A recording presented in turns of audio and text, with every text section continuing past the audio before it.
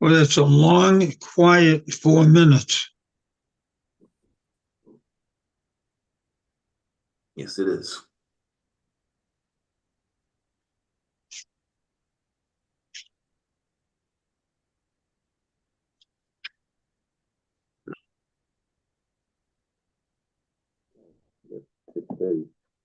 Hi, good evening. I'm going to open the Board of Selectmen meeting on February 7th, 2024 at 6:30.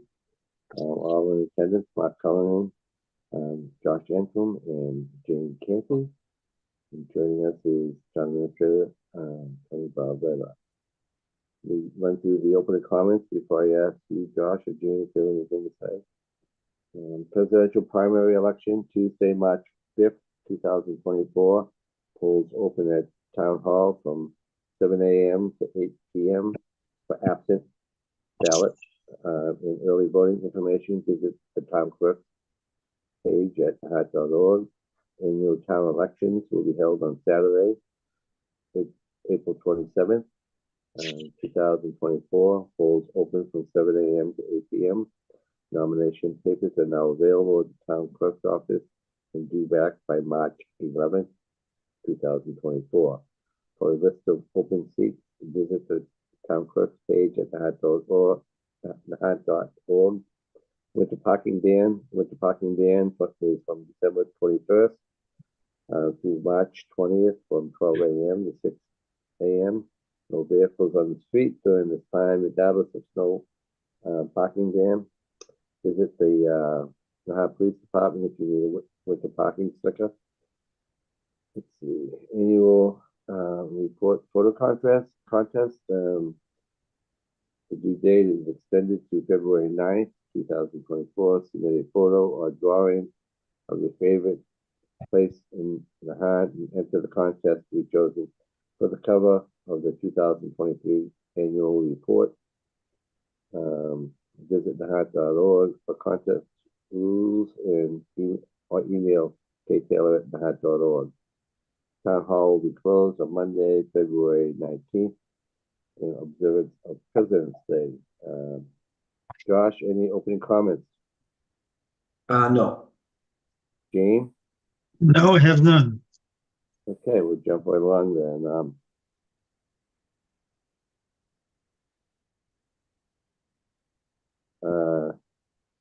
Tony, you going to give us an update on the Coast Guard housing?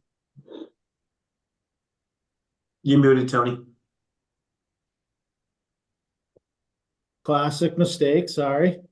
Tomorrow, Dan, myself, and Wayne Wilson, the building inspector, will be meeting with a appraiser on site. I believe it's tomorrow.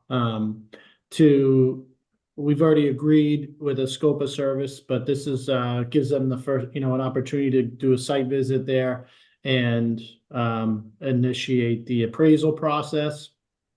As we've talked about in the past, when we eventually go out to sale of the property, the Board of Selectmen have to set a minimum value, and we'll get that minimum value through the appraisal process. I've determined, instead of appraisals, a lot of appraisals are a big factor in those appraisals is comparison sales, and there's not many of similarity to what we're going to be selling. So instead of having all of the lots appraised, we're going to have a lot on Castle Road appraised, a lot on Gardner Road appraised, and a lot on Goddard Drive appraised. And then, the sale of these properties are actually going to create that database of comparables for future values. So tomorrow will be another good step in that direction. Tony, is that one appraiser, or have you entertained having several appraisers? I spoke to a number of different appraisers, and I wanted to get someone who was familiar with, with the local market. So that's where we ended up on. So that's one appraiser. And who did we select as an appraiser?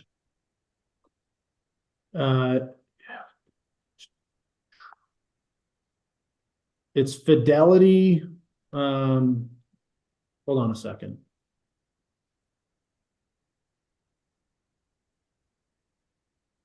One moment.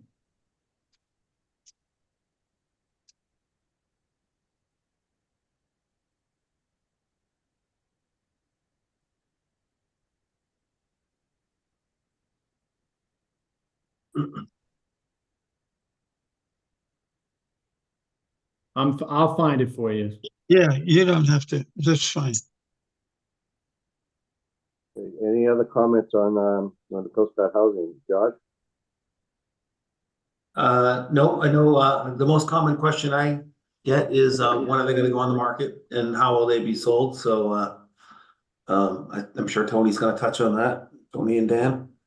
Okay, so it's John DeStefano of First Fidelity Appraisals. Oh, great, thank you.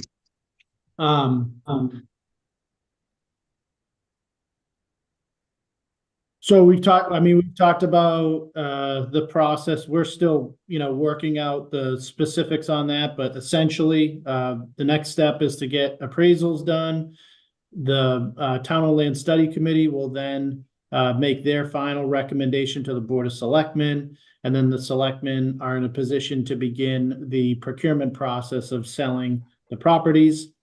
We've talked about doing an additional, not required, but preferred procurement to bring a real estate agent in to help the town with marketing and the sale process of these properties.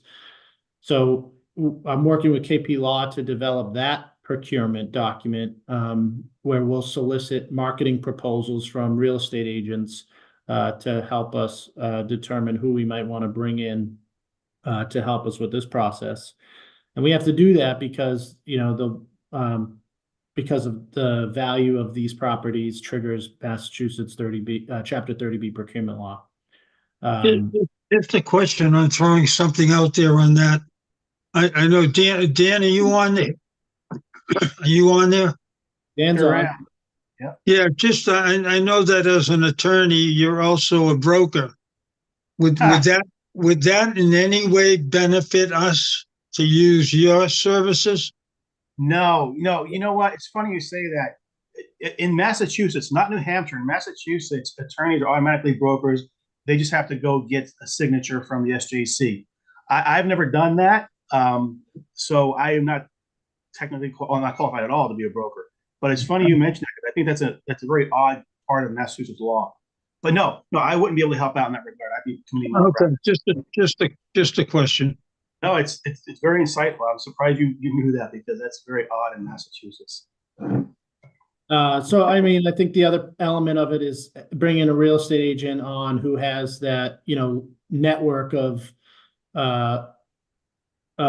folks that are in the industry locally, understanding of the local market.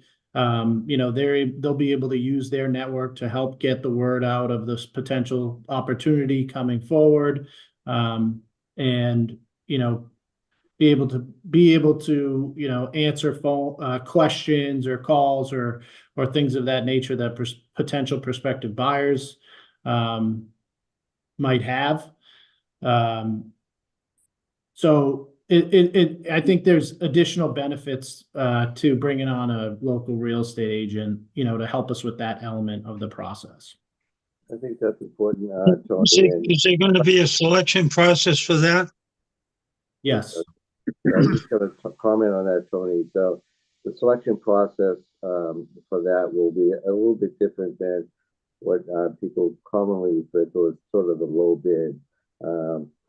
So it will be a qualified basis that there will be selection criteria that will be established. We'll review the broker's proposals. One of them will be, what they charge as a brokerage fee, but that won't be the only criteria that the board will use to approve a broker at the end of the day. One of the criteria could be local knowledge, for example. So the broker needs to demonstrate that he or she has a good knowledge of the real estate market in this area. Those types of things. You might want to expand on that, Tony. No, that's exactly right. I'm working with KP Law to determine exactly, what those qualifications are going to be and how they'll be scored. Usually it's on a standard scale of highly advantageous, and those types of scorings based on responses that we get. And we'll evaluate those proposals to make sure that it's a fair and equitable process. It sounds like a good process. Mark, do you have paper in front of your microphone possibly? When you were speaking just then, it kind of sounded a little muffled on our end. Oh, really? Yeah. How's it sound now? Any better? No? Yes? Still kind of muffled. How about now? I mean, it's audible, but Yeah. Yeah, I've been having problems with that lately, so let me try to take it. Any better now? yeah, that helped. It's better. That helps. Okay. I'm not So- sure. Put it on the stand. It sounds like you're sitting away from. Okay, go ahead. So the next part of that process would be going through the 30B procurement process of putting the properties up for sale. We have some stipulations in the motion that was approved at town meeting that we have to make sure are included in the process. It very specifically says 2 offerings of alternating lots over a 2-year process. So once the first offering goes live, the 2-year clock starts ticking, and we will be, offering them in an alternating lot type process. In our discussions previously, we talked about, if we were to, for example, and this is just an example, but if we were to split all the 12 lots in half and say the first offering would include 6 and the second offering would include another 6, would we want to say that all 6 lots are up for sale and bids are due for all 6 lots on the same date? That's one way to do it, as long as each of those lots are not abutting each other. An alternative method, which in our previous conversations we seem to prefer, would be to say, okay, these 6 lots are going to go up for sale.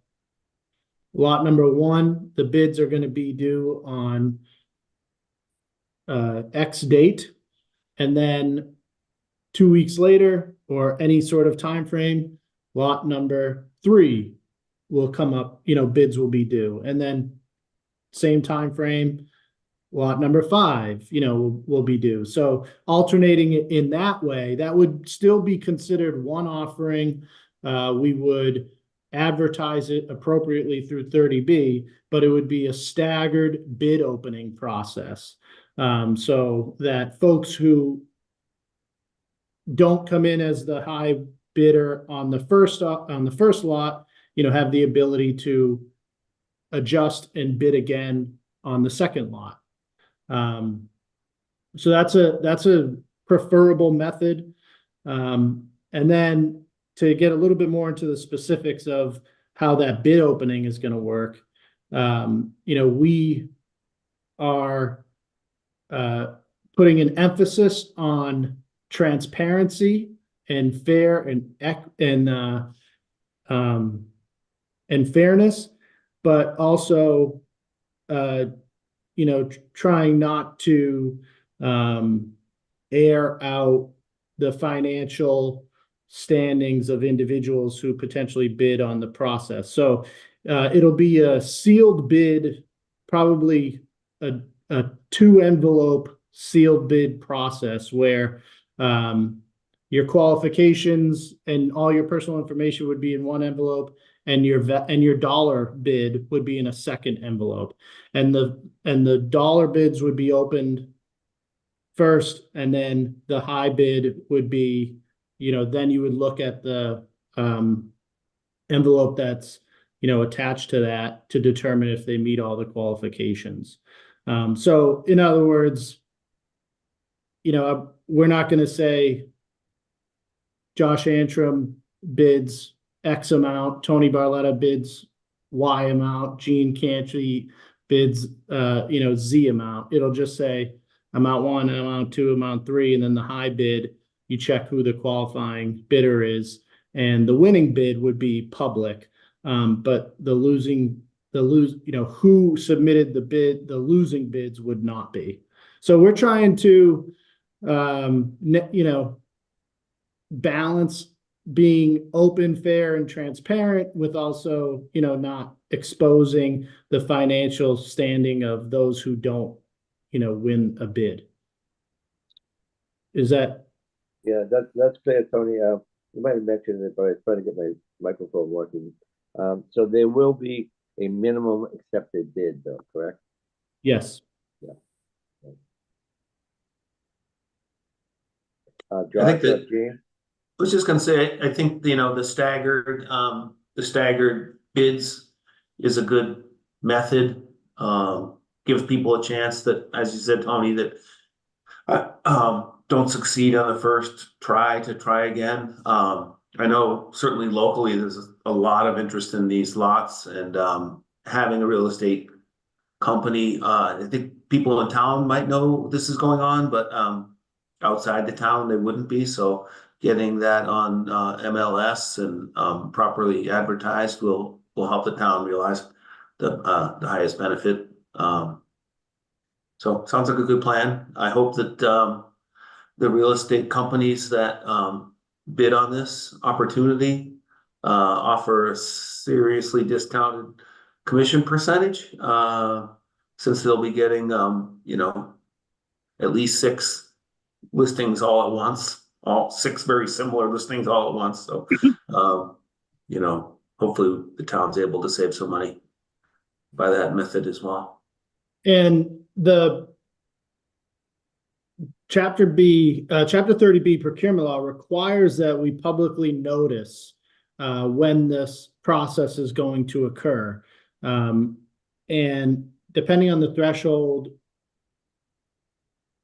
stipulates what kind of notice that's going to be. Likely it's going to be in the newspaper, in the central registrar, and on our website, I think 14 days before it goes live.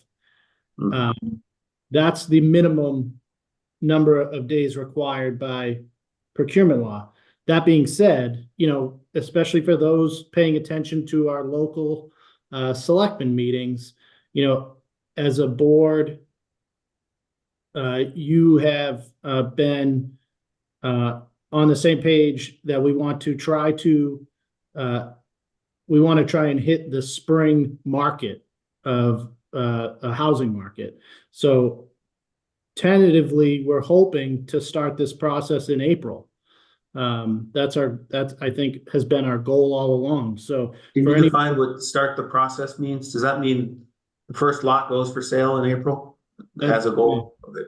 Yeah, sometime in April, we're hoping. Now that's not a definitive time frame, but that's our goal, is to try to have the first lot up for sale sometime in April. And like I said, it would be a staggered approach, so it would occur over probably a couple months. So for those paying attention locally, it's be prepared that you're kind of getting a heads up that it's a few months away now. So, but we will have to formally publicly advertise that opportunity, I think 14 days in advance of the first the first opening. Tony, what's the town meeting date? Has that been set yet? May 18th. May 18th. Okay, I've got nothing to add to what we just talked about. I thought Josh made a good summary of what needs to get done, and I can see that it's already in place. Great, thank you. Yeah, James. so that stretches out over 3 months if you stagger them by, if it's 6 lots, 2 weeks apart, that's, roughly 3 months, so. Yeah. It's getting into the summer if we start mid-April, so I guess keeping on that schedule would be really good. People. And when we bring a real estate agent on, they may have a recommendation about when, through their experience about when the right date is to hit, what the target date should be. So, they obviously know better than us on how that market works and what the trends are seasonally. So, but tentatively, our goal is to make sure that we capture, the housing market as it starts to pick up again in the spring. Great. Yeah. Sounds like you're on top of it. Thank you, Tony. Okay, we're gonna move on to we have a hearing on a liquor license amendment. Dan, is this a public hearing? Tony and I talked about this. I think we should err on it being a public meeting, just a public hearing, just to make sure we're covering our bases. It's not a big deal. We open the hearing, have your discussion, invite public comment, and then close the hearing. And take whatever vote you have, and then close the hearing. So we should just go through that. It wasn't something that was required to be published in the local newspaper. It did, and we did that. So what's coming before you is no change in what will be sold at Seaside Variety. It was an application for a change of the corporate name, a change of the corporate structure, a change of officers, and of directors, LLC managers, and a change of ownership and stock interest. And two of those things, I don't remember which two, require publication in the local newspaper. And so we did that on January 23rd. Okay, 123. Okay. Yep. All right. So first, I guess we should have a motion to open a public hearing on this subject. Dan, do you want to recommend a motion for that? And we can endorse it. Sure. The motion would be I move that the Board of Selectmen vote to open a hearing as acting as a local licensing authority regarding the application to amend the annual package tourist license for Seaside Variety Corp. Second. Or so moved. So there you go. So moved by Josh and seconded by Gene. Okay. Josh, if you could read the motion before us. I move that the Board of Selectmen vote to approve the applicant for all alcohol liquor license package store as applied for by George Mastoris, Seaside Variety, 141 Nahant Road, Nahant, Massachusetts, 01908, for the following amendments: change of corporate name, change of corporate structure, change of officers, directors, LLC managers, change of ownership and stock interests. All statutory requirements related to the publication and notice were duly complied with, including publication in the Lynn Daily Item, a local newspaper, on January 23rd, 2024. Notice to all persons deemed by the Alcoholic Beverages Control Commission to be affected by the petition was given. We have a second on that, Gene. Second. Motion made and seconded. Discussion. Tony, before I open this up to the public for their comment, do you have anything more to say regarding this? No, I think it's standard. It's a standard process that as the local licensing authority, we have to go through this process. But the Seaside Variety, their license as to what they're allowed to sell. You know, nothing there is changing. It's just on the background side of the corporate name and makeup of the board and things of that nature is what's being changed by our good friend George. George is still going to be running the store. So I don't think it's going to look any different than it has been for years. That's great. Maybe we could amend it on this so that he accepts debit cards in the future. Only kidding. Yeah.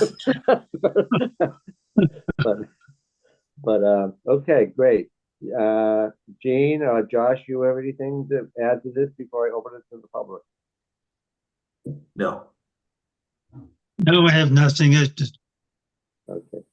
Okay, so I'll open it to the public because it is a public hearing. If there is anybody that would want to speak in favor of this motion, please do so.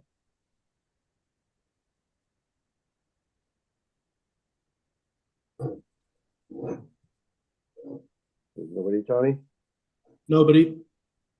If there's anybody attending that wants to speak in opposition to this, please do so.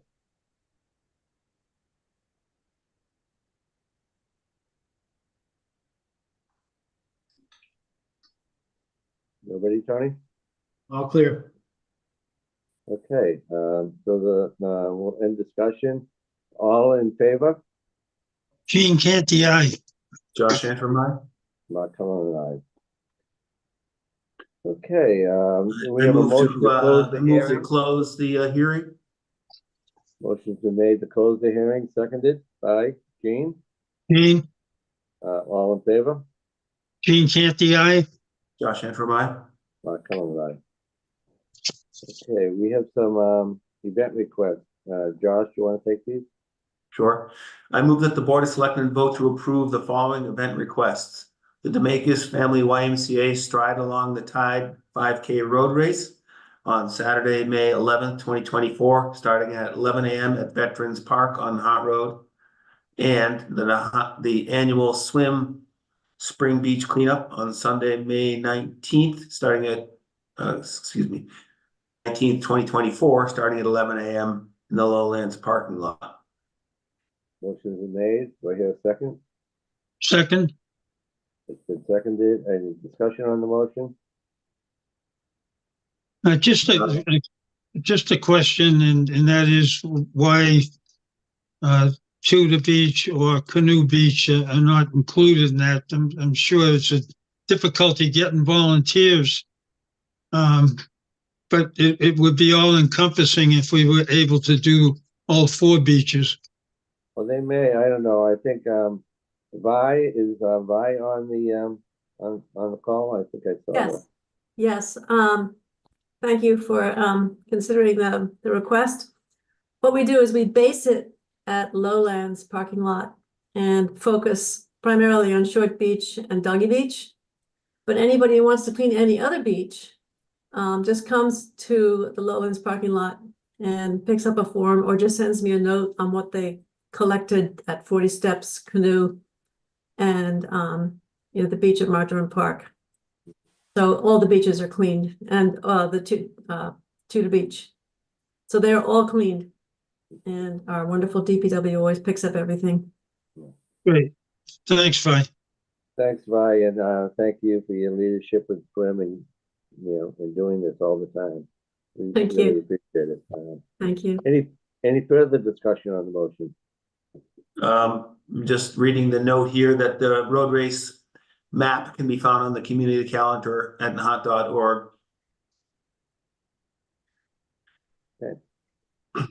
Okay. Any further? Seeing, hearing none. All in favor? Gene Canty, aye. Josh Antrim, aye. Mark Cullen and I. We have an Arbor Day proclamation. I really appreciate if you read that, Josh. Yeah. Oh, I gotta read. Okay. I can read it if you want. I can read it for you too. I can read it if you'd like. All right, go ahead, Tony. And Vi, if you want to jump on after this, this has to do with the Tree City USA. This is an official proclamation. Whereas in 1872, the Nebraska Board of Agriculture established a special day to be set aside for the planting of trees. And whereas this holiday, called Arbor Day, was first observed with the planting of more than 1 million trees in Nebraska. And whereas Arbor Day is now observed throughout the nation and the world. And whereas trees can be a solution to combating climate change by reducing the erosion of our precious topsoil by wind and water, cutting heating and cooling costs, moderating the temperature, cleaning the air, producing life-giving oxygen, and providing habitat for wildlife. And whereas trees are a renewable resource, giving us paper, wood for our homes, fuel for our fires, and countless other wood products. And whereas trees in our city increase property values, enhance the economic vitality of business areas, and beautify our community. And whereas trees, wherever they are planted, are a source of joy and spiritual renewal. Now, therefore, I, Tony Barletta, Town Administrator of the Town of Nahant, do hereby proclaim April 26, 2024 as Arbor Day in the Town of Nahant. And I urge all citizens to celebrate Arbor Day and to support efforts to protect our trees and woodlands. And further, I urge all citizens to plant trees to gladden the heart and promote the well-being of this and future generations. Okay, Well done. Do we need a motion to accept this proclamation? Probably not, right? Wouldn't hurt. Okay, do I have a motion to accept this proclamation? I move that the Board of Selectmen accept the Arbor Day proclamation as read by the Town Administrator. Here, a second. Motion's been made and seconded. Discussion. Tony, you wanted to speak on this? Vi, would you care to speak on this? I know Tree City USA is an important one for you. Yes, I'm sorry, I can't seem to turn on my video. Yes, so we have become a Tree City USA a few years ago. And one of the regulations by the National Arbor Day Foundation is that every year this proclamation must be made officially by the town. And then every year it has to be, the Arbor Day has to be celebrated. Fortunately, our Nahant Garden Club does that, takes care of that problem. Not problem, but that technicality. And I'm sure you've all noticed the sign coming into Nahant, kind of opposite the bank, that says Tree City USA. So these are just little things we have to do every year and make us think a bit about how important trees are and make us think about planting more. And Vi, we got funding last year through the CPC for tree planting at the golf course. And our hope is to be doing that in the spring. So maybe we could try to work that out to do it near April 26th in honor of Arbor Day. That'd be fantastic. There, my camera's working. That would be absolutely wonderful. And SWIM has pledged to contribute to the town for buying trees. So whenever that wants to get plugged in and activated, more and more trees are coming down for age and disease, etc. And SWIM really supports the planting of trees and the keeping of good trees and keeping them healthy. Thank you, Vi. Thank you, Tony. Any further discussion on this? Seeing, hearing none, all in favor? Gene Canty, aye. Josh Antrim, aye. Mark Cullen, aye. Okay, we have to open the warrant, the annual town meeting warrant. I have a motion for that. So made. Okay, we have a second. For opening it. Seconded. Motion made and seconded. Hey, Tony, you want to discuss the warrant? Yes, and I'm going to share my screen.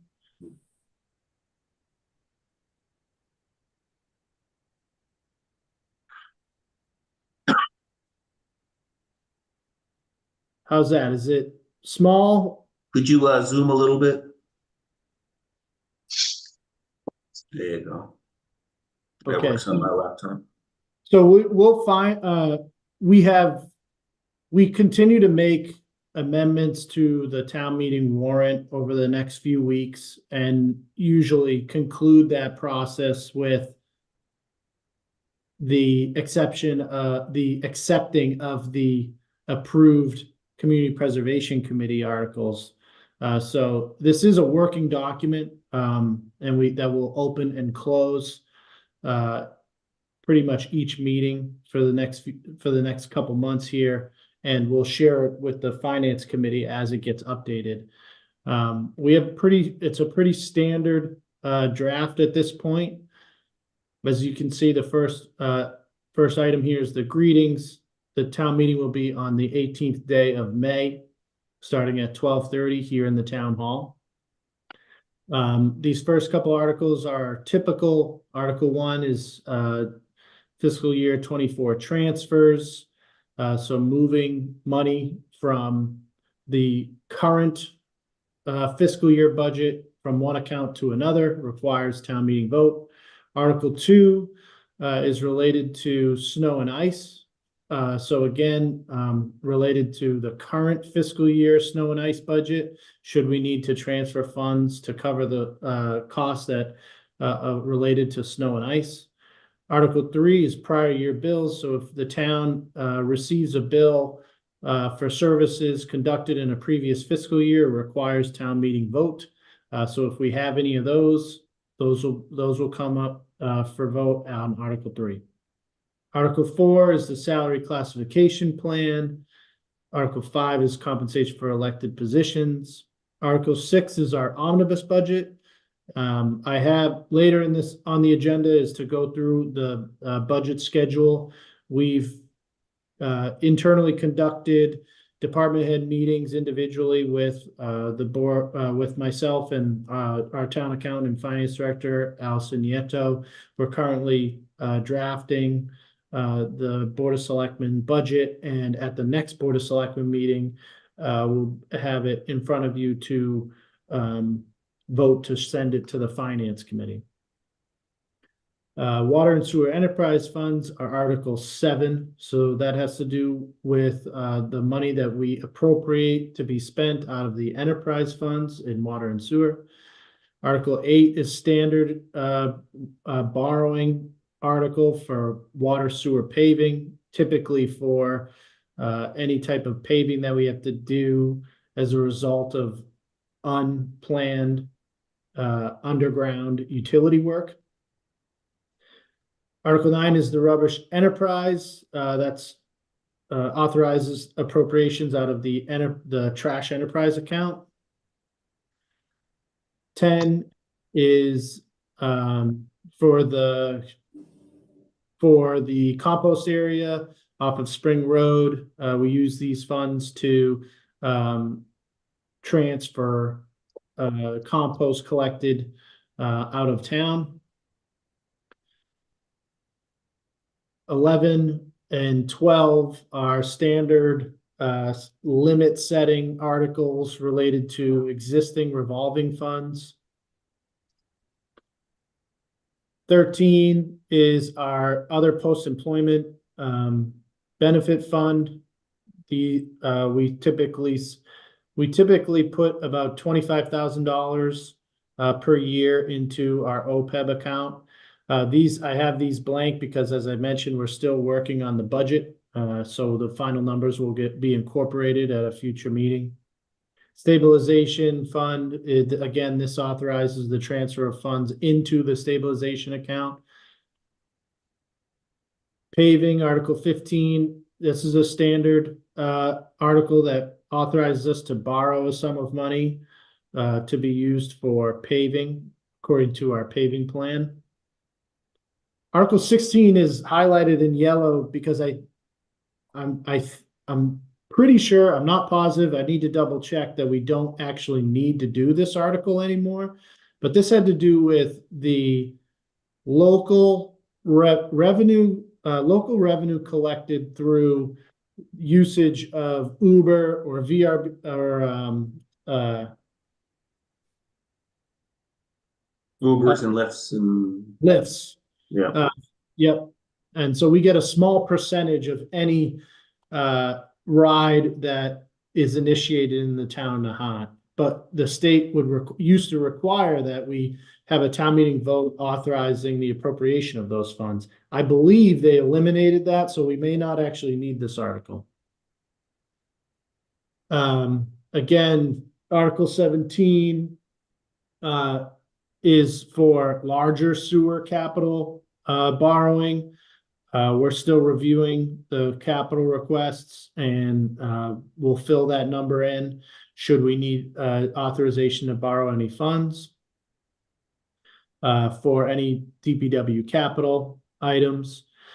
Article 18, MWRA. As a MWR community, we're eligible for 0 interest loans through the MWRA loan program. We typically borrow through this program on an annual basis to help pay for any type of water line capital projects. Chapter 90 Highway, Article 19 is Chapter 90 is the funds that we receive from the state to be used for things such as paving and other transportation type capital, and it requires an appropriation. Approval of appropriation. Article 20, this is where the community preservation articles will be added in as sub articles once we have the final makeup of that from the Community Preservation Committee. Article 21, we received a request from the Sailing Program Committee to change the number of seats on their committee, which requires a town meeting vote because it was originally voted at town meeting, creating that committee. We received one citizen's petition related to lowlands drainage to appropriate up to $800,000 for lowlands drainage improvements. That's also another item on my agenda here, or on our agenda for me to speak to. So I'll give an update as to where we are with that process. But this article came in before the deadline with the appropriate number of signatures. We weren't aware that it was coming in ahead of time. We've kind of gone through this over the last few years, and I will speak. I'll communicate with the neighborhood and talk to them about this article over the next couple weeks. And lastly, continuing committees. This is a standard article as well.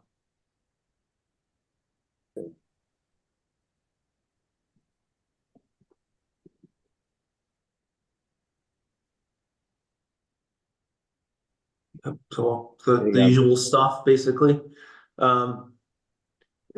Just a question. Why is the compost need its own article as opposed to coming out of the DPW budget?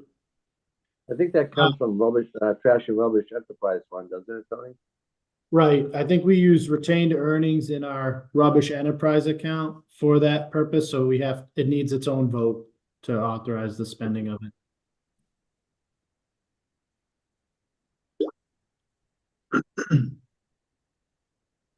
Okay. Okay. Jane, any comments on that? Tony, you're gonna speak in a little bit more detail on some of the articles? Is that gonna be in your administrative report? That's just the general overview of them. They're all pretty much standard at this point. Yeah. So I don't have much to add, but I am going to talk a little bit about where we are with the lowlands drainage items. And if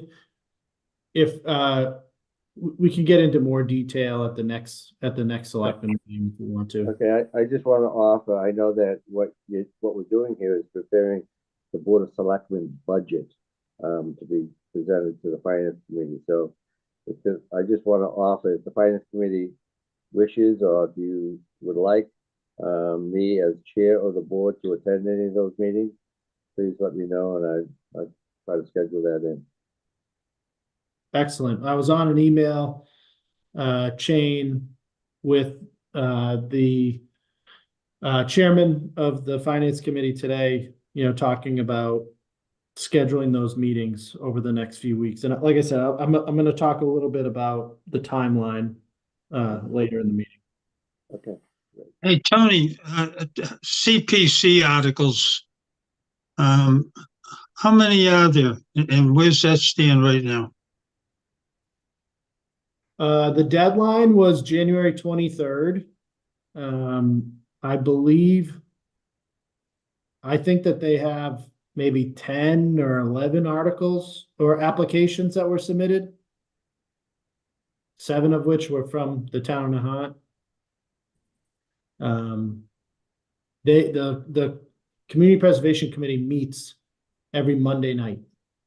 So if anyone's interested in paying attention to those meetings, this past Monday, we spoke about a couple of the town applications, and they're over the next few Mondays, that's what they'll be doing, is hearing from the applicants to get further information about, the applications that were submitted.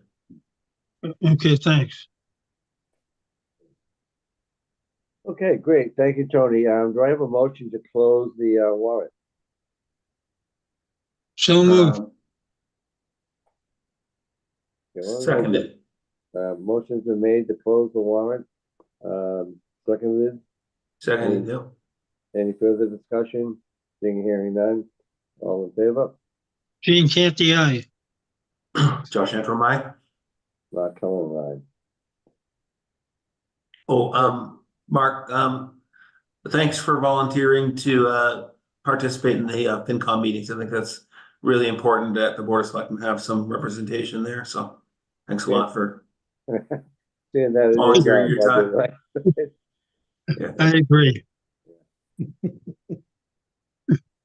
Hopefully it's not everyone.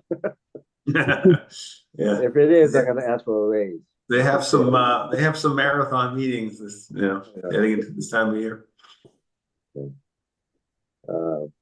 I look forward to going down into the dungeon again. Once again. Those are late nights. I remember those, Tony. They're tough sometimes, and they go on forever. But it's good work by everybody. All right, so lowland stormwater and water main improvements update. Tony? So we have another large capital project going out to bid on February 14th, and bids will be due, I think they're going to be due February 29th and maybe the 28th. But either way, at the end of February, we'll be opening bids for stormwater drainage improvements in the lowlands area, as well as water main line improvements for Fox Hill Road and Emerald Road. Half of that, the stormwater drainage improvements, is funded locally through borrowing approved at previous town meetings. And the other half is through that MWRA zero interest loan program. By putting them out together, we hope to get a better price for the town of Nahant. It's similar work. And the lowland stormwater drainage improvements is alternative 2, which was, if you recall, we had a firm. We hired a firm a year or so ago to look at the stormwater issues that we have in the lowlands area, and they did an extensive review and an alternative analysis. As a community, we determined that alternative 2 was our priority 1 project, because it focuses on improving the existing system that we had, stormwater system that we have in that area, as well as, not only was it to investigate and repair issues that we currently have, but also improve the stormwater system. So it's going to include the replacement the potential upsizing, and the addition, and in some places, addition of catch basins, and underwater pipes that we have, that run along Castle Road, Fox Hill Road, and Ward Road. So I'll be scheduling a neighborhood meeting to invite our engineer and speak more in detail, especially with the neighborhood, on what is going to be included in the bid documents for that project. Great. But it's Gene? been a long time coming to get that out on the street. Oh, and then I'll just also mention that, for those who live or travel on Fox Hill Road or Emerald Road, we fully understand that it's been a hassle over the last year or so with the amount of underground utility work that's either, temporarily closing the road down or then leaving, repaired trenches with, bumpy roads. But this is all part of a larger plan to make these underground repairs first and then follow that up with a final pavement project after you get that 1 year of one winter season of settling. So Emerald Road especially, had sewer line repairs, gas line repairs, and soon to be water line repairs. Fox Hill Road has had sewer line repairs, gas repairs, and soon to have stormwater and water line repairs. So both roads are going through a lot of construction, and we apologize for the inconvenience, but it's in an effort to get everything nice underneath the ground, under the surface, and then finish it with a nice repaved road. Well, before we move off of the road or Castle Road drainage improvements, I agree with you, Tony. It's been a long time coming, been sort of amazingly complex for me personally, and I think Selectmen, it's a huge relief to know this work will be starting quite soon. To me, to see the results of the camera work that I forget the name of the crew they hired to do that, but the variety of pipe sizes, pipe materials, conditions, it's a real claptrap down there, particularly under Castle Road. And the drainage in the road is some of those corrugated metal pipes are collapsing. So definitely time to get this done. So really excited that project's going out to bid. And I could simply state or reiterate that this is long overdue. Hopefully we'll get this behind us pretty soon. Thanks, Tony, on that. There's some ongoing business, TA goals, and then the community preservation project status list. I'll just jump in on the TA goals. I think we went over this last few meetings. We've established the goals, we've set them. I think our next meeting on them with you, Tony, will be the first quarter, which will be in April. I think we agreed as a board to meet with you quarterly to review those goals, so we're not meeting at the end of the year. That leaves us with the community preservation projects. You want to go through them? Yes. Which I'll just add that is on this tonight, Mark, as one of Tony's goals was to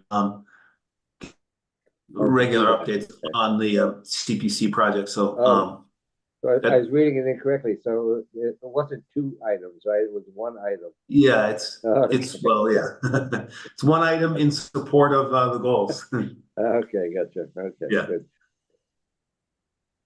All right, go ahead, Tom. All right. I'm going to share my screen again. How's that look? Looks good. Okay, so I'm gonna go through this pretty quickly and spend more time on the more recent projects that have been approved. But this goes back to 2020 to 2021, and those in green are complete. So Tudor Beach Stairs, Johnson School basketball courts, Nahant Road softball field improvements, open space master plan, improvements to the public library on the terrace and building envelope, Flash Road tennis and basketball courts. All those projects are complete. Town Hall Council on Aging is we're going through a planning process currently. So we're essentially holding onto this grant until we determine next steps related to the Council on Aging kitchen. 2021 to 2022, further improvements to Flash that we actually needed additional funding. So there was additional money approved at a follow-up town meeting for the tennis and basketball courts at Flash Road. Again, that's complete. Bailey's Hill Park, Fort Ruckman. This is the East Slope. There's a couple grants that funded advancement of this project through CPC, and it's essentially complete aside for some additional spring planting this year. Lowland softball fields, again, this was for benches and fencing. Little Nahant Playground, it was completed this past year. Spring Road basketball court has been complete for a couple of years. Ellingwood Chapel, this was a cultural council application that was submitted for improvements to the Ellingwood Chapel. I need to go back and revisit. That wasn't from the town of Nahant, but more from the cultural council. So I need to revisit the language as to what specifically that application was for. Town Hall handicap access improvements. This is currently in design. Once the design is complete, our next step is to go to the Historical Commission and possibly Massachusetts Historical Commission for approval, because the town hall has a preservation restriction on it. So we have to make sure that the design of the handicap ramp complies with the historical elements of the building. And then East Point conservation restriction is obviously on hold. There's no action. We're awaiting the outcome of the eminent domain litigation. 2022 to 2023, so these are more recent. Again, Bailey's Hill restoration. This had to do with the behind the gazebo, restoring the trails, reducing invasive vegetation. That project is complete. Again, there's more work to be done there, and it's featured, I believe it's one of the applications that's before the CPC this year for consideration. Maintenance plan of Lodge Park has been completed as well. Heritage Trail enhancement that was submitted by the Johnson School. It was for $11,000. It had to do with the Heritage Trail between Flash Road Playground to the Johnson School. We've been working with the principal on actually putting that grant on hold to see if we can include it with our application this year, which for a Flash Road Park Recreation Master Plan. So we thought, to combine the two would be a good effort. The housing production plan is in progress. We're, almost complete with that process. The housing production plan subcommittee is going through additional edits based off public comment, and we'll be releasing a new draft sometime soon for additional public comment. So we're nearing completion there. Town hall acoustic and lighting improvements is in progress. IP stands for in progress, by the way. We've installed stage and window curtains. We installed new audio equipment. We installed area rugs. Next step there is to quote out some of the lighting upgrades. Playground equipment is also on hold because of the Flash Road master plan. And there's only about $2,800 left in that anyways. We spent a lot of those funds for other upgrades at other parks already. And the flagpole at Town Hall, I'm seeking quotes on making repairs to the flagpole at Town Hall currently. And last year's town meeting approvals for CPC applications that the town of Nahant submitted or were part of. Pickleball at Flash Road tennis courts, so that's in progress. The lines have been painted, and a lighting plan has been submitted to the Conservation Commission for approval. Hopefully, we'll be going before them. I think their meeting is next week or the week after to review that plan. And then once we get approval, we're hopefully going to be installing those lights in the early spring. This was restoration of Fort Ruckman is what I spoke to earlier. Most of the plantings and the earthwork is complete. It came out really, really good, and encourage people to take a walk down there. We may be putting additional plantings this spring. I spoke a little bit earlier about the $50,000 that we received for trees at Kelly Greens, as well as the pedestrian bridge at Bear Pond, where we are hoping to plant those trees maybe around Arbor Day. And I need to get a structural engineer to come out and take and evaluate the pedestrian bridge and help us determine what the next steps are on restoring that. And then town rights of way, where that's also in progress. We've already conducted a lot of the title research for all takings in the town dating back. Dan,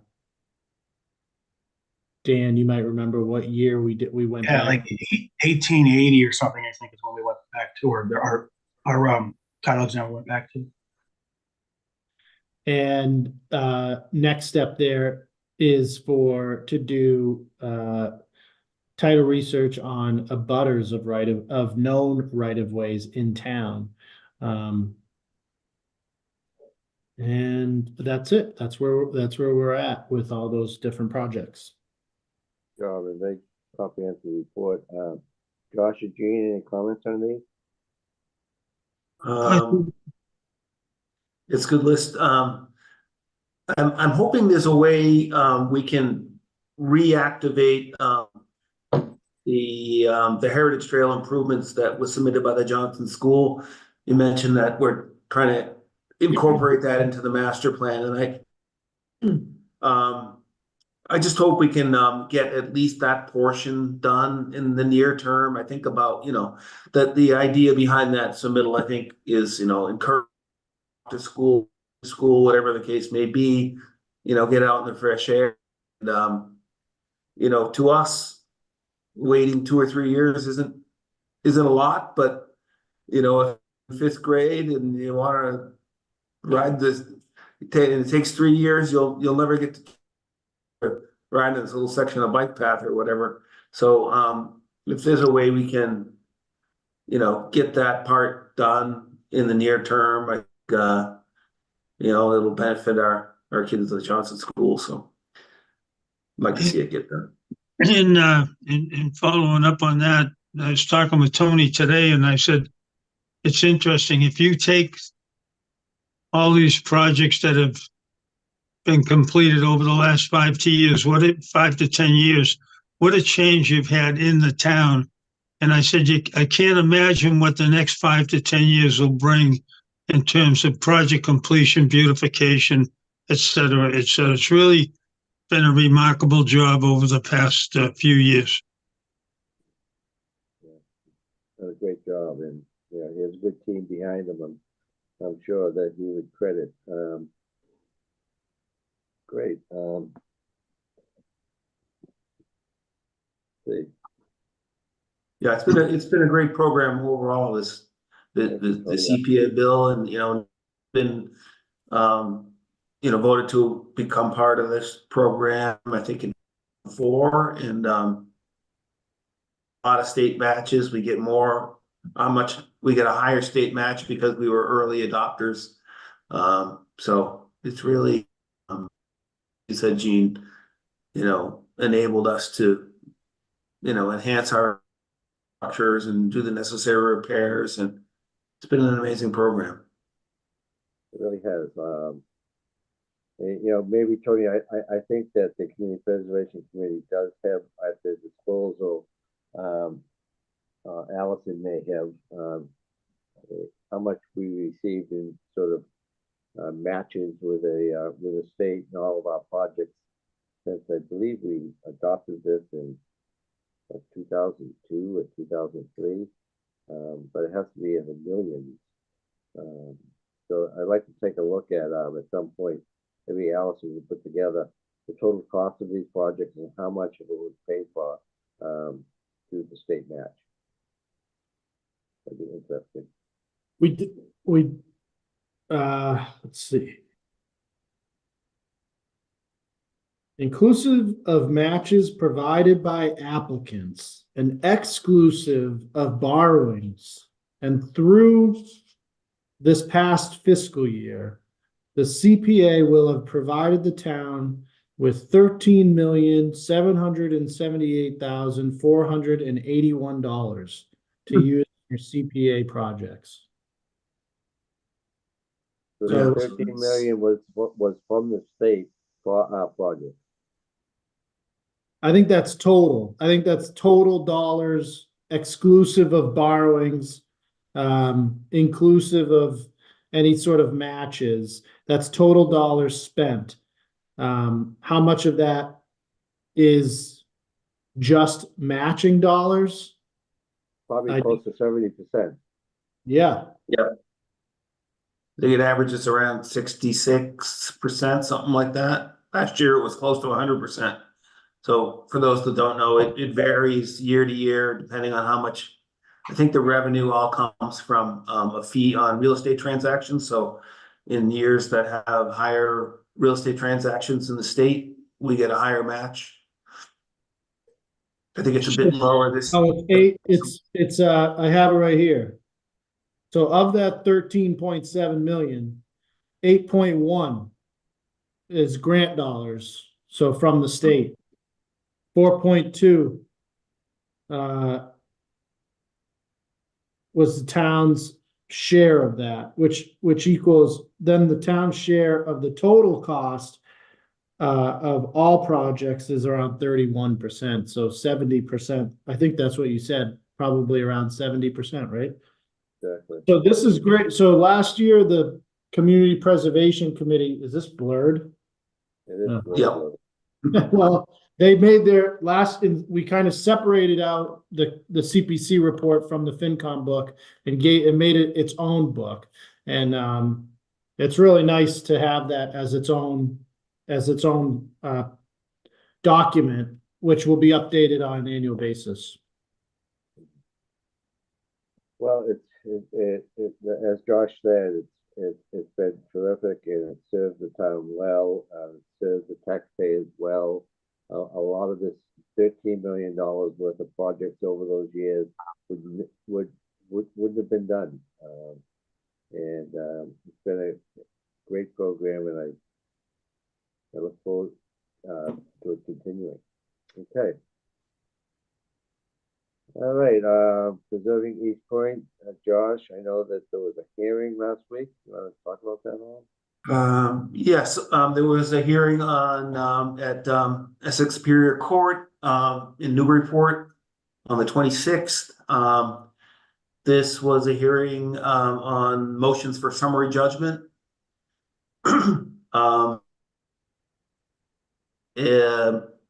I guess I'll give you the layman's my layman's interpretation of the transaction, which was both sides their case about why the judge should decide in their favor, and the judge is thinking about it is the short answer. So this is the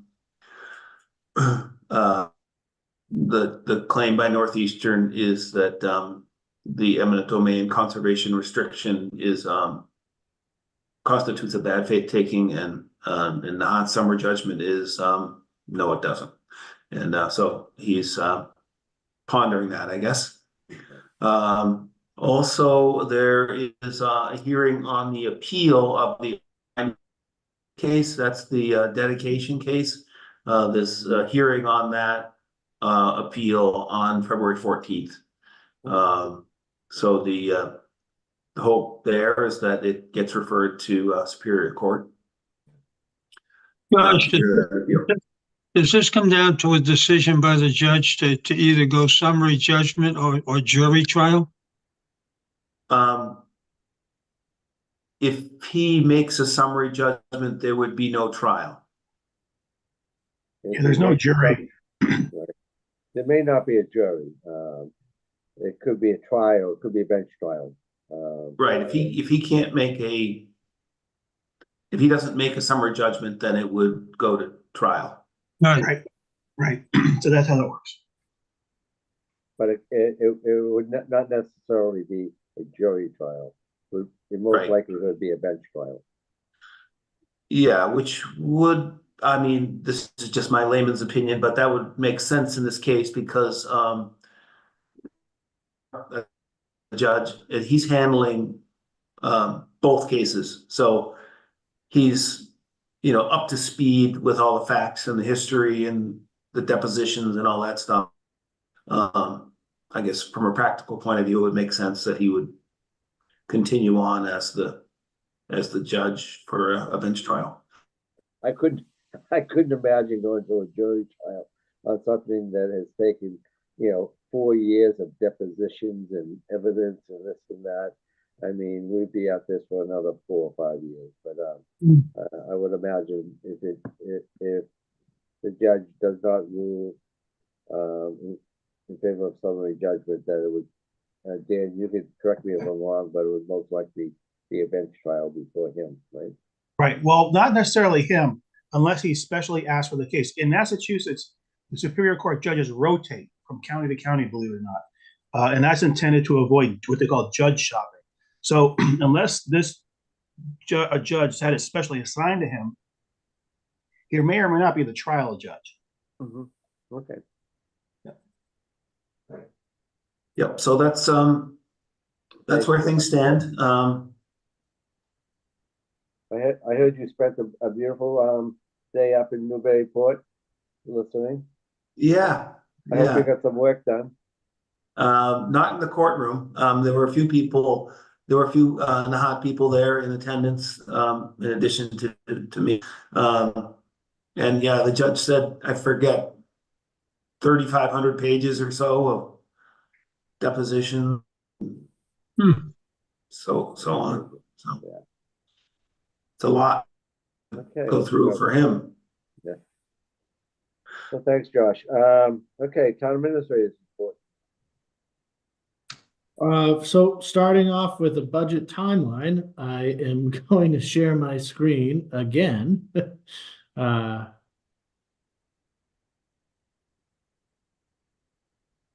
So CPC applications were due on January 23rd. Citizen petitions, written summaries, and committee requests, except for the CPC, for annual town meeting warrant articles were due on the 31st. Next Board of Selectmen meeting, Wednesday, February 21st, we will approve the budget and warrant and send it to the Finance Committee for their process, which is 8 weeks lead time for them.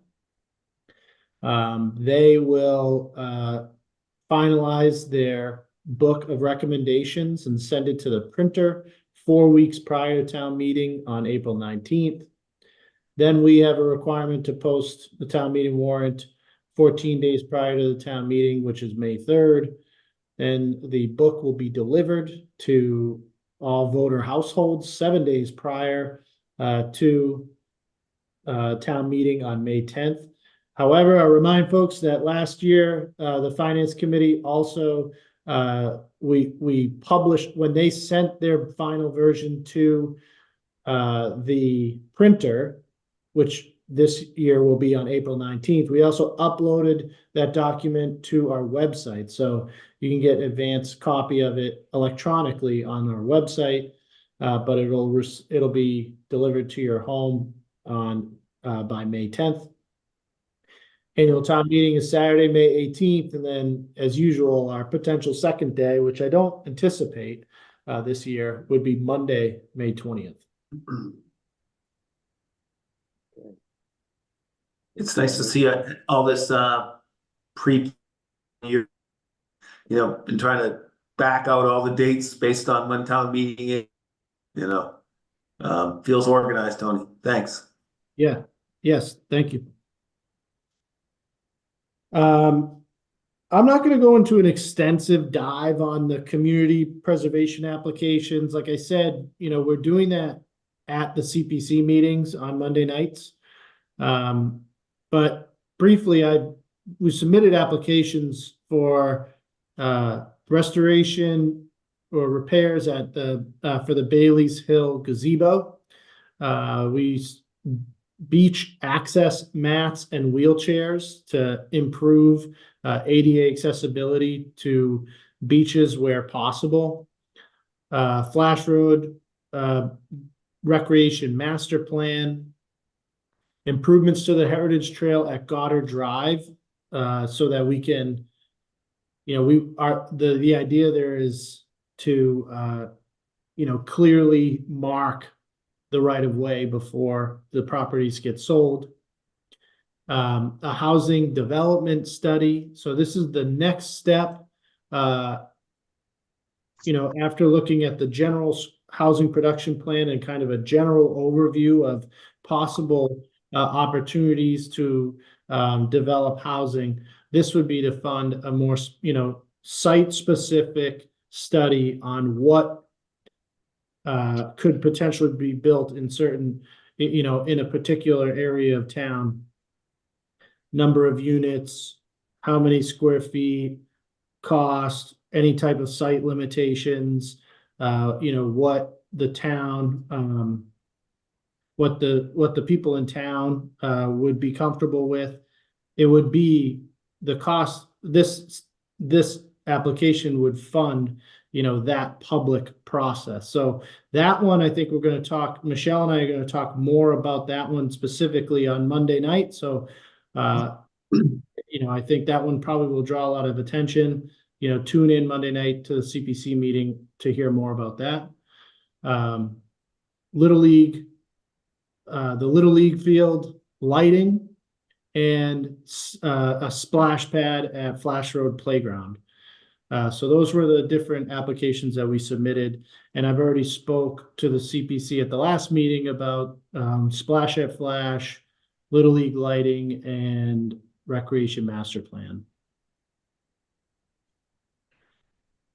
The next is an update on the II gravity sewer repair work, repairs that are occurring currently.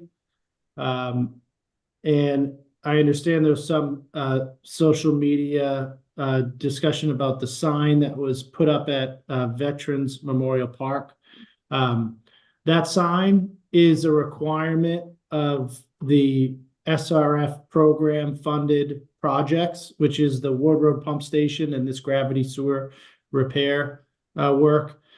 You know, we don't choose how big that sign is or what it looks like or even what the words are on. That's the grant requirements stipulate that. There was a miscommunication between me and the contractor when I said install it at the end of Ward Road. I meant the pump station end, not the pharmacy end.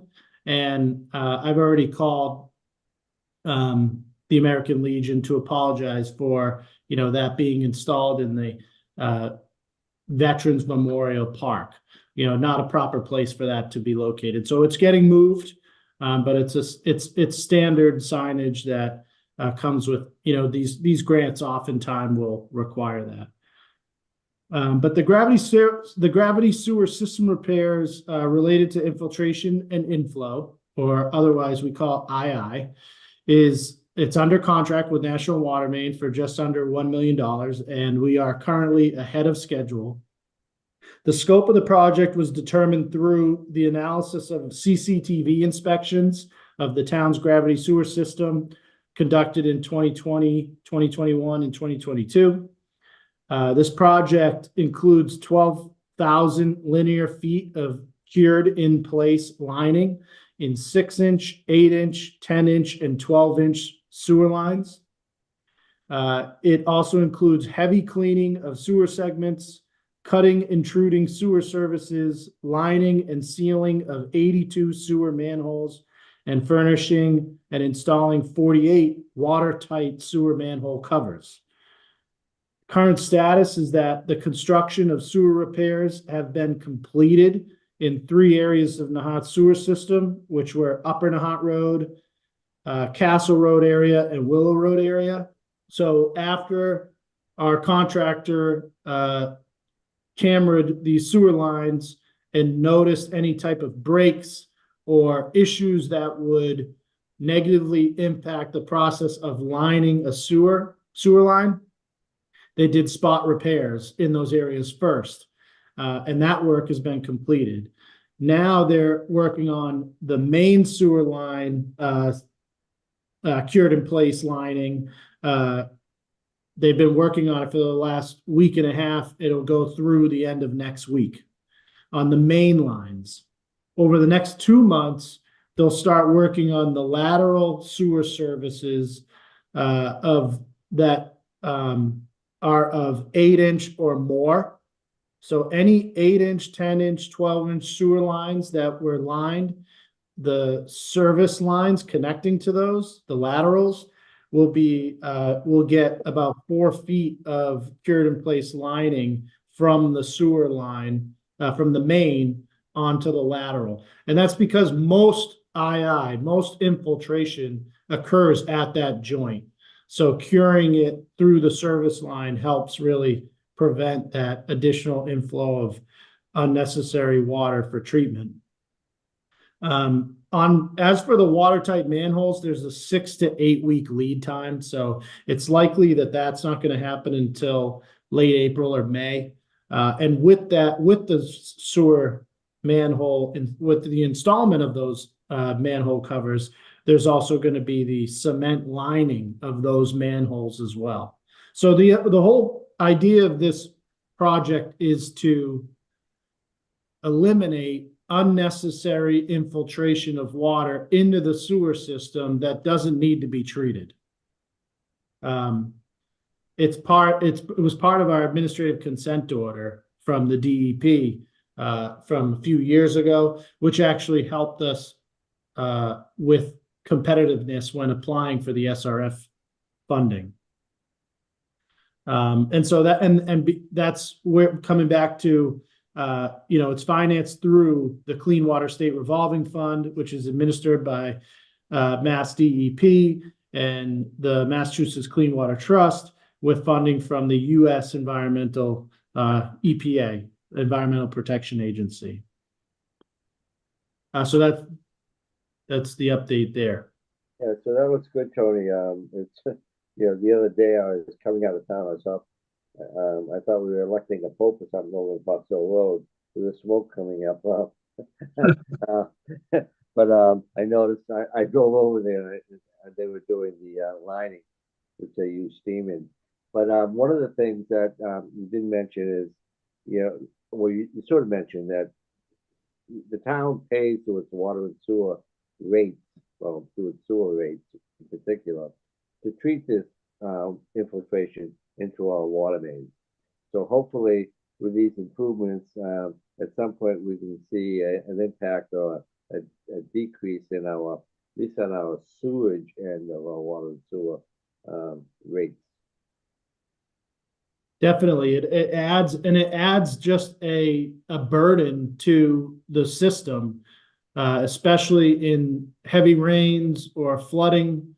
The amount of volume that we typically send on a dry day to Lynn Water Sewer to be treated, I think doubles on those occurrences. So it's a massive strain on our system, and we're paying to treat water that doesn't need to be treated.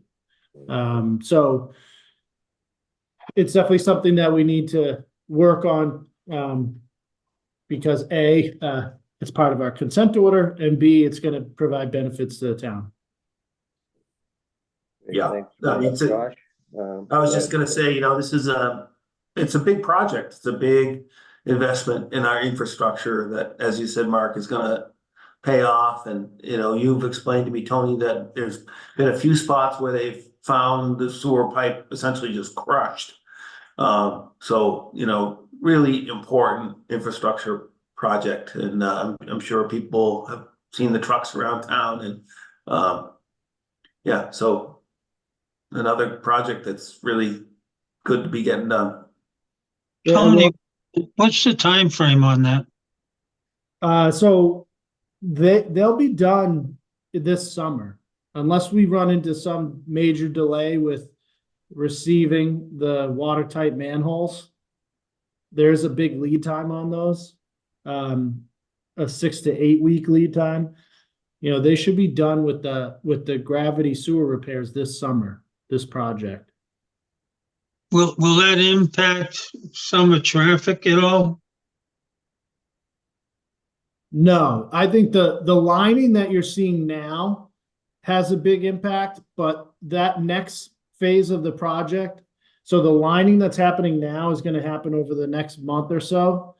So it should be done through March. Then great. there's going to be kind of a delay, and they're going to come back and do the manholes, which it shouldn't impact traffic in the same way. Okay. Sorry. It's kind of amazing they say, can, oh, sorry. I was just going to say, we're also, at the end of this project, we're going to have a report too on illicit connections. So that's, downspouts or sump pumps, that when they were doing the camera work, and, you'll see, random flow of water through a lateral. And that's usually someone's using the sink, flushing the toilet, washing, clothes. And then in some cases, it's constant flow. And so odds are that that's due to some sort of sump pump that's connected, into the sewer system. And those are things that, the DEP really wants us to make a strong effort to eliminate, because they shouldn't be going into the sewer system. It's not necessary to be treated. So we will get a report of those findings from our contractor when we're done, and we'll need to review that as well. Tony, maybe you and perhaps Dan, I don't want to spend a lot of time on it, but we could put it on the agenda for a future meeting. But related to that, if we're looking at people, because a lot of people have their sump pumps, well, not a lot, but there may be people who have their sump pumps who get water in their basement tied into the sewer system, and we're going to be telling them they can't do that anymore. Some of these people may look at an alternative as pumping it out onto the street, and that can cause a problem, particularly in the winter in terms of icing and those types of things. So could you, Dan, I know we had a couple complaints recently about some pumping out on the street causing a hazardous condition. What the town's policy or rules or regulations are on that? The bylaw that comes closest to addressing that mentions that you cannot pump water onto a sidewalk. So that's the closest we've come. Tony and I talked about this, and there might be something in the state realm that says, in terms of state law, Mass General laws, that said you can't pump water into a public way, statutorily. But from a tort perspective, if someone's pumping water onto a public way, whether it be a sidewalk or a street, that creates what they call a public nuisance, which is to say a detriment to the public at large. If Mother Nature deposits stormwater onto your property, it's not up to you to take that stormwater and then put it on public property or we put it on someone else's property. You'd have to leach through their own property and go where Mother Nature takes it to go. So we're addressing that issue now, and we're on top of it.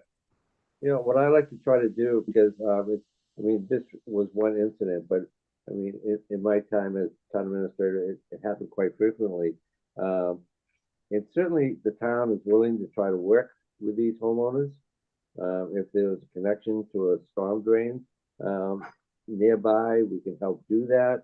But you know, if you have an issue with that, contact the town first before like just pumping it out onto a public way, and see if we can help before you do that. Certainly, yeah, we'd much rather go into a storm drain, Right. but below the surface. We don't Yeah. want it to freeze above the surface and cause another problem. That's right. Yeah. Right. Okay. Didn't want to deviate there, but I thought it was a good time to bring it up. Okay. Citizens Forum. Hey, Mark, before you go into that, a Yeah. quick question to Tony or to you guys. Are we going to be reopening the memorial bench purchases? We haven't discussed it. No, I'm just, is that something that we will be discussing? Even though I brought it up?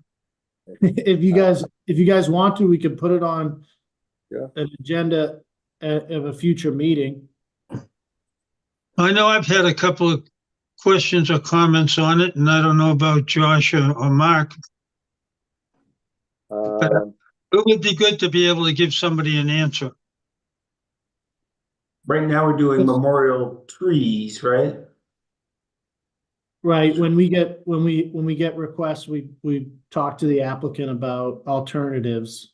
For the most part, a lot of the requests we get are for new benches at the beach, at a beach and there's been a moratorium on installing new benches at beaches because they're overloaded. And more specifically at Short Beach, they're currently installed on an active dune. So we don't want to be encouraging people to be, walking across the dune. So we're not adding any new ones there either. So typically we'll talk to the applicant about alternative locations for a bench or alternative ideas like a memorial tree. Okay, great. Okay, thanks for bringing it up, Gene. Perhaps we can put it on the agenda in the future. Okay, Citizens Forum. Mr. Chairman, could I just mention one thing before we get into this? I should have mentioned this when we were talking about Arbor Day and trees and so on, but I just wanted to mention that the Nahant Historical Society has a donation of $500 for the town for new plantings at Veterans Park across from Life Saving Station.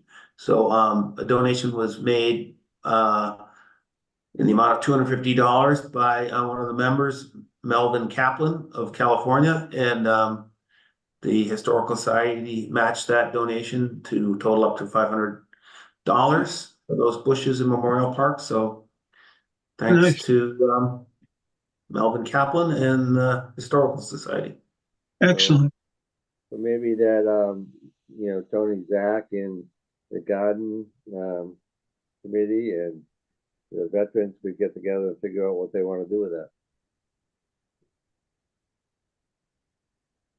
Definitely. I gotta connect with them about that anyways, because we actually have a new, or it's a couple of years now that there's another branch of the military that is not being represented currently at Veterans Memorial Park. So we have to talk about installing a new flagpole there anyways. Okay. So, well, you've already met my parents, but my dad will say to call no, but first, Mr. Thornton. Can you mute that? All right. Yep. Okay. Gene or Josh, anything further before we move on to citizen 12? No, I'm good. No, thank you. Okay, great. All right, go ahead, Tony. All right, so I'm just gonna go in order on my screen, no particular order of preference or anything.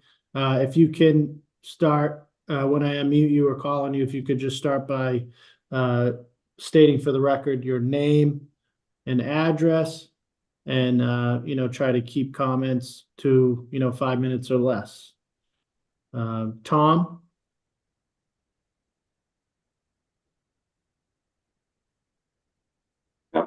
Can you hear me?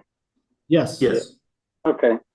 Yeah, I just wanted to follow up my memo that I sent to you from in November, and then I did follow up, have a meeting with Tony and Dan on the 26th of February. And they did acknowledge that the lot lines are in the street, at least along Castle Road on the planning board drawing. They were not on the topographical plan drawing that we discussed. They offered several potential solutions to those three issues that I wrote to you about. But they made no particular commitment to acting on any of those. Because of the nature of this, I think some of those issues are conflicting, or some of the potential solutions are directly conflicting. And I did ask that it be put on the agenda, but that request was denied. And I just have a feeling that these things are important.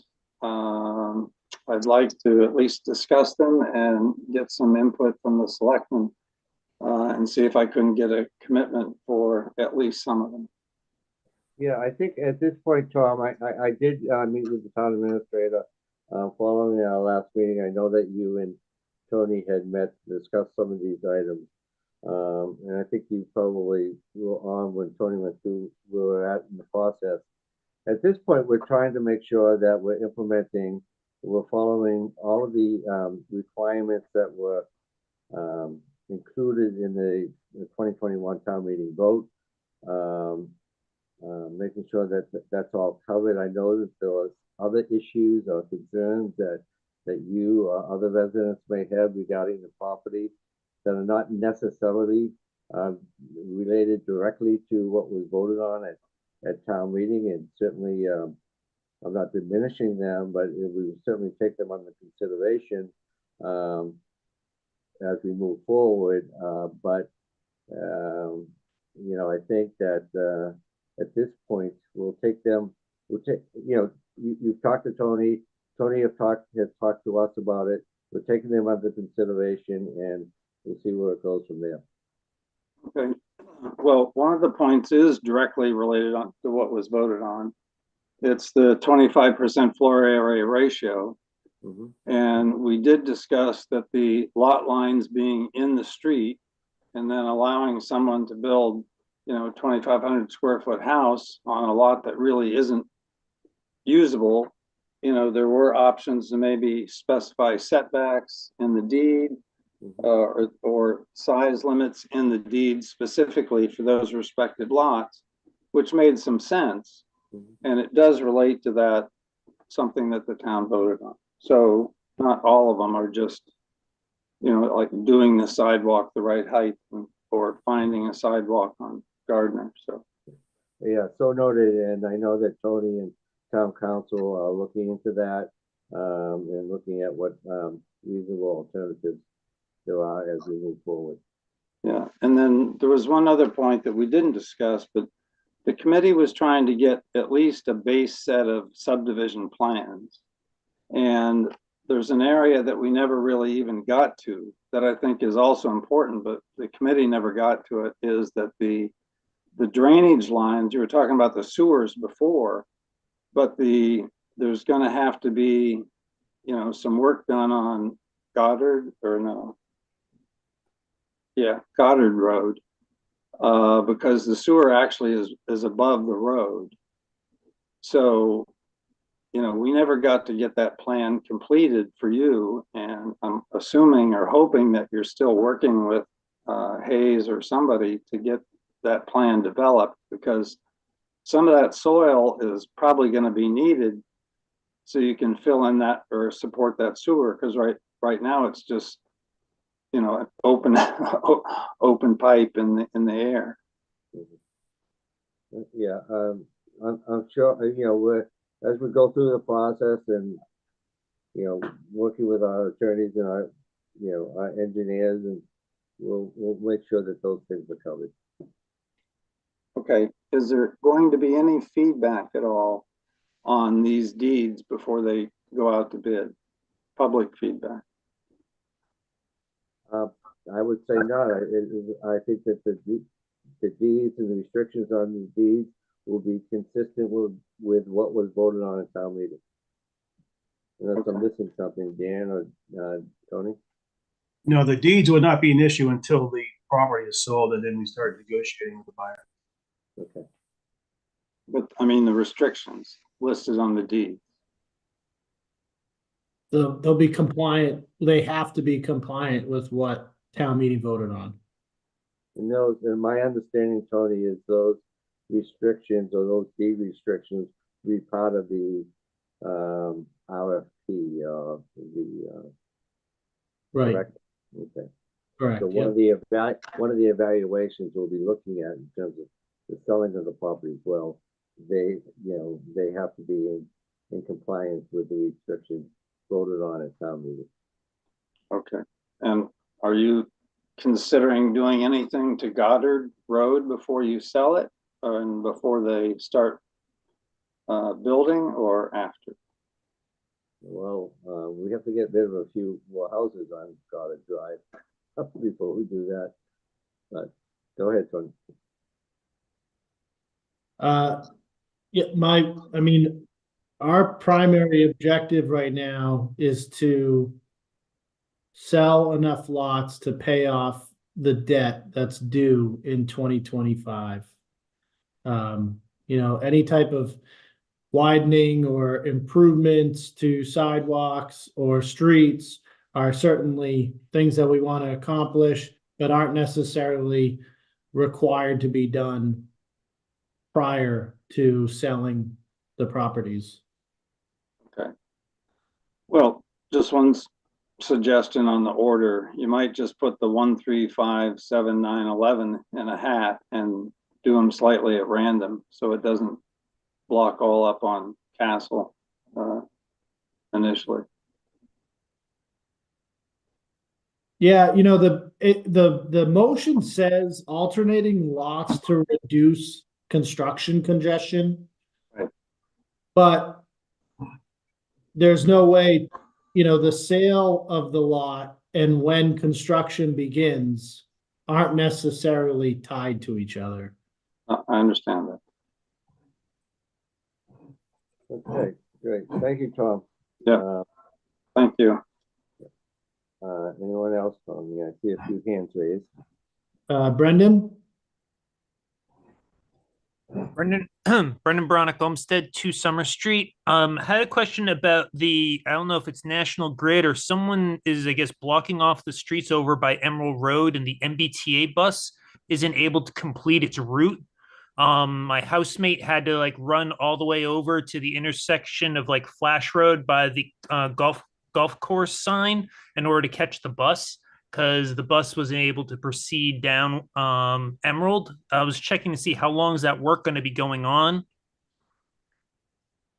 Emerald Road is National Grid, so I'd have to reach out to them what their schedule is, but there are detours marked out. I'm not sure how the bus was impacted, but I can find out. I can talk to National Grid to find out what their okay, because I know this afternoon down by Tudor Beach, the Valley Road was blocked off, so you couldn't go down Valley, and Emerald was also blocked off. So how is the bus going to get down to Willow Road? It was quite the corn maze this morning down in that area, but because of the sewer repair project that's occurring at the same time. But they're two different contractors, two different, the sewer repair is the town, the gas repair is National Grid. The sewer repair stuff, like I said, should be done through the end of next week. So, and they're moving, they're not in the same spot every day. So, it should resolve itself fairly quickly. I guess I'm trying to understand is the MBTA bus able to complete its full route or not? Because if not, my housemate's got to run to the other side of town to catch the bus. It should be, there is detour routes lined up or set out on the street, and certainly plenty of police details to help navigate traffic. Yeah, I don't know whether, Brendan, that's an excellent point, and we should make sure that we understand what these detours are and how it may or may not affect people who are waiting for the bus. Very important. You don't want to be out there at 6 in the morning in the winter waiting for a bus that doesn't come. That's not good. We need to make sure that we can address that in any way we can. I will say, because I live on the corner of Nahant and Ocean Street, that I sit right by my window every morning. I start at 5:30 or 6 in the morning reading the paper, and the bus comes by every morning. I don't know if it's being detoured down on the south side on Willow Road, but it does come by my house, so it's getting past Emerald and Valley Road somehow. That may be for the morning commute, but my coworker works an evening shift at Kettle Cuisine, so he takes like the 3 o'clock. He takes the 2:30 bus.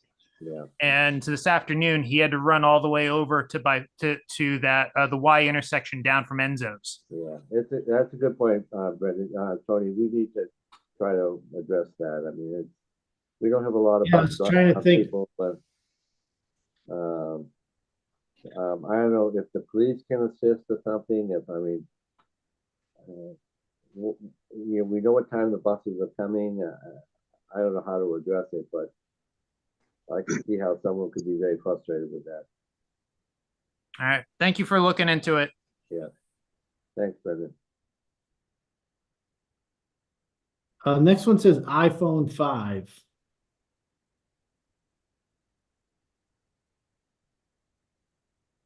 Can you hear me? Yes.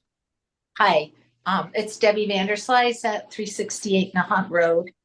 I have a question. It's kind of related to what the first gentleman, I don't know his last name, but the person named Tom was talking about, relevant to the Coast Guard housing.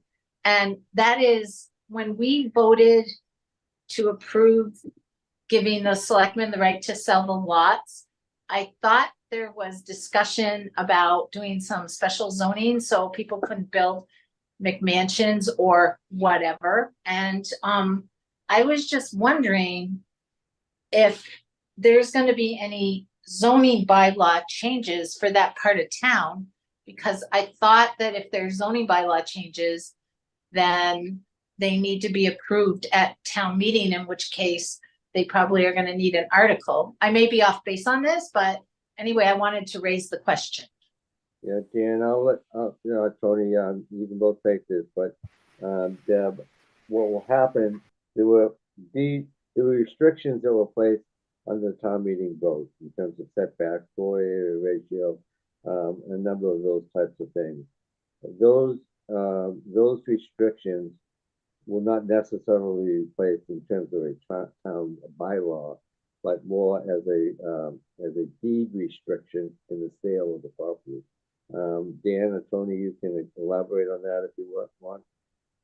No, that's right. They're called restrictive covenants in a deed. Zoning was never part of the discussion. In fact, zoning, you can't spot zone, which is sort of what this might be. So there's no discussion regarding zoning. It was a matter of just restricting the use and the purchasing of the side-by-side lots so they don't merge together and create a spot where you could potentially have a McMansion like we have in Little Nahant. So the terms of the sale, so if you were to buy one of those lots from the town, there would be terms and conditions under that sale that will restrict you from doing what was voted on by the town at the 2021 town meeting. And it's in the, and it's in the deeds. I think Yes, as well as it will be in the deed. So the town meeting, instead of going by way of a zoning restriction, it went through a deed restriction process, and that is 25% floor area ratio. The properties average around 10,000 square feet. So the max size home is going to be 2,500 square feet. Oh, okay. footprint, right, Tony? Yeah, yeah, and that's again, if it's dependent on the size of the lot. I think there's some lot, one lot might be closer to 11,000 square feet, where the others are closer to 10, but it's right in that wheelhouse.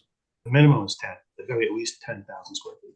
Mm-hmm. And I think the standard zoning is 45% of the land area, right? So a significantly smaller percentage of the land area is allowed for the footprint on those deeds. So the people that will be bidding on these lots then will be made aware of those deed restrictions, obviously, before they start making offers? Yes. Okay, thank you. Thanks, You're welcome. Michelle. Michelle Capano, 29 Ocean Street. A comment and a question.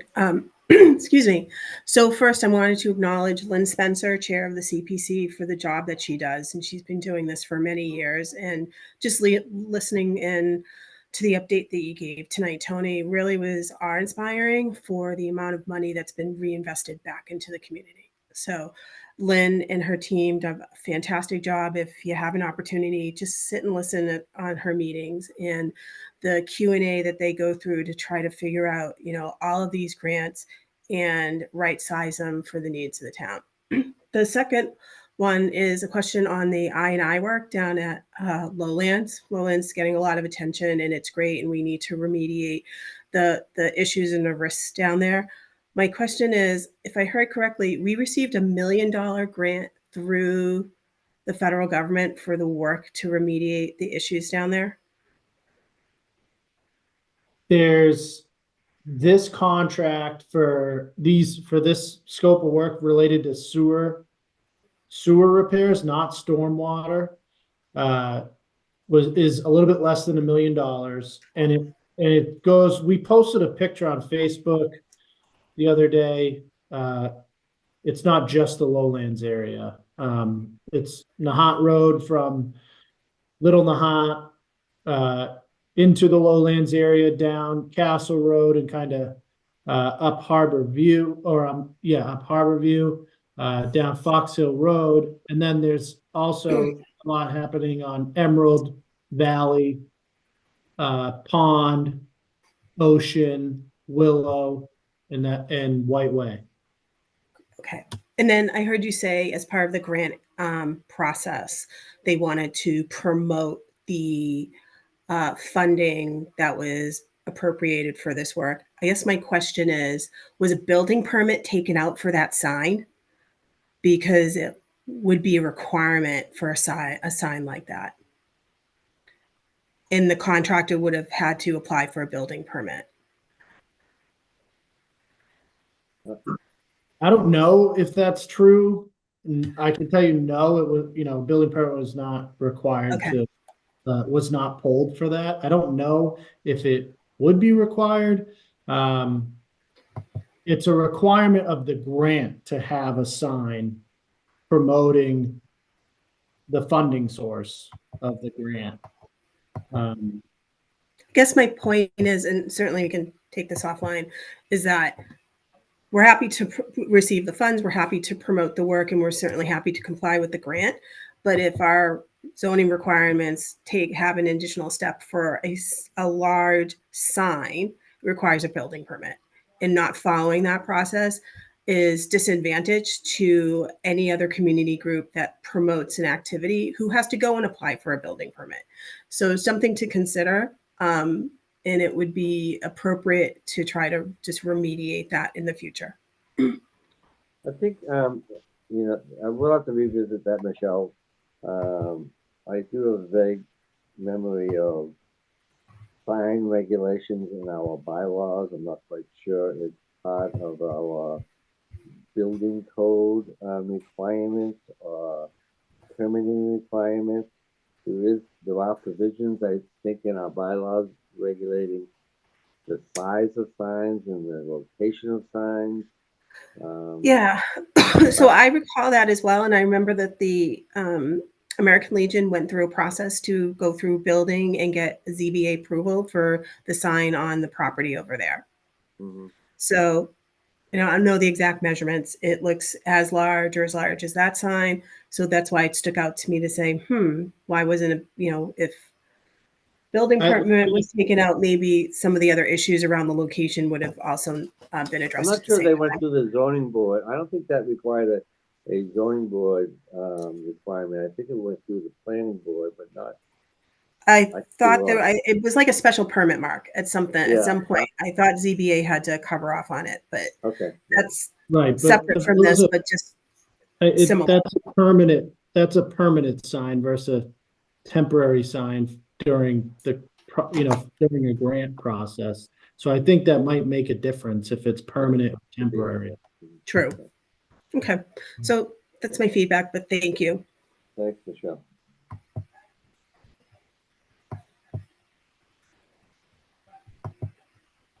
Anybody else?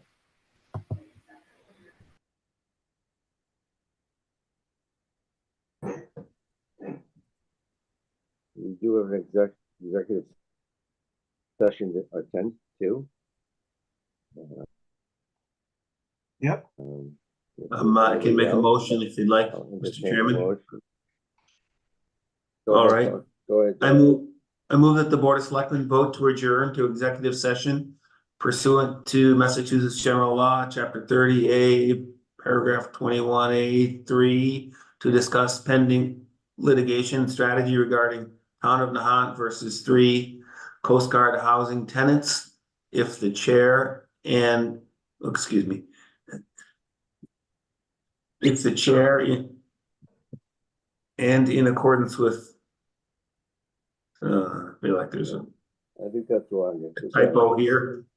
Oh